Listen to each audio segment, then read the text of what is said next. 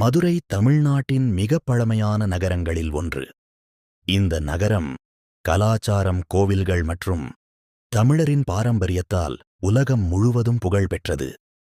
மதுரையின் இதயமாக மீனாட்சி அம்மன் கோவில் திகழ்கிறது.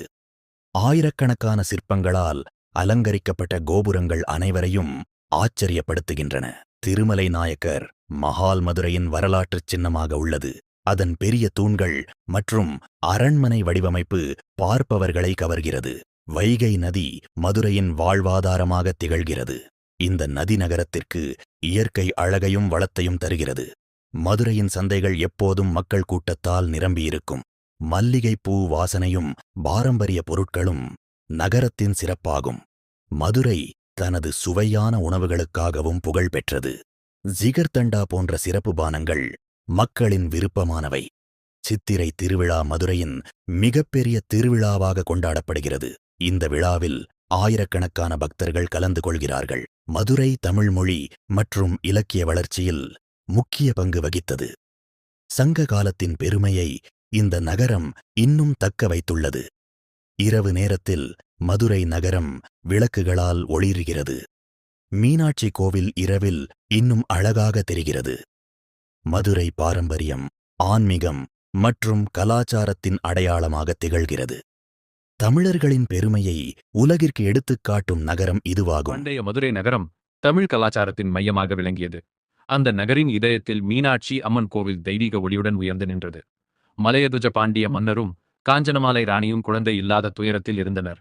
அவர்கள் யாகம் செய்து இறைவனை வேண்டினர். யாக குண்டத்திலிருந்து தெய்வீக ஒளியுடன் ஒரு பெண் குழந்தை தோன்றினாள். அந்த குழந்தைக்கு மீனாட்சி என்று பெயர் வைத்தனர். மீனாட்சி சிறுவயதிலிருந்தே வீரத்திலும் அறிவிலும் சிறந்தவளாக வளர்ந்தாள். வாள் சண்டை மற்றும் போர்க்கலைகளில் தேர்ச்சி பெற்றாள். மீனாட்சி தனது படையுடன் பல நாடுகளை வென்று புகழ் பெற்றாள்.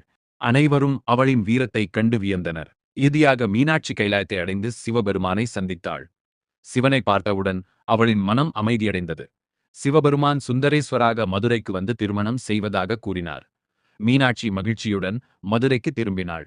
மதுரையில் மீனாட்சி மற்றும் சுந்தரேஸ்வரின் திருமணம் மிக விமரிசையாக நடைபெற்றது.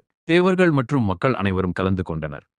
திருமணத்திற்கு பிறகு மதுரையில் பிரம்மாண்டமான கோவில் கட்டப்பட்டது. அந்த கோவில் தமிழர் கட்டிடக்கலையின் அற்புதமாக மாறியது.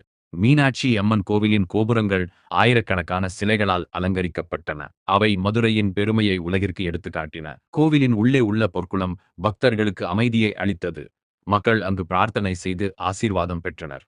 1000 கால்மண்டபம் அதன் அழகிய தூண்கள் மற்றும் சிற்பங்களால் புகழ் பெற்றது. ஒவ்வொரு தூணும் தனித்துவமான கலைப்பாடாக இருந்தது. சித்திரை திருவிழாவில் மீனாட்சி திருக்கல்யாணம் மிகுந்த பக்தியுடன் கொண்டாடப்படுகிறது. ஆயிரக்கணக்கான பக்தர்கள் மதுரைக்கு வருகிறார்கள். மீனாட்சி அம்மனை தரிசிக்க தினமும் ஆயிரக்கணக்கான பக்தர்கள் வருகிறார்கள். அவர்கள் தங்கள் வாழ்வில் நம்பிக்கையும் அமைதியும் பெறுகிறார்கள். மதுரை மீனாட்சி அம்மன் கோவில் தமிழர் பண்பாட்டின் மற்றும் பக்தியின் அடையாளமாக திகழ்கிறது. அதன் பெருமை உலகம் முழுவதும் புகழ் பெற்று நிற்கிறது.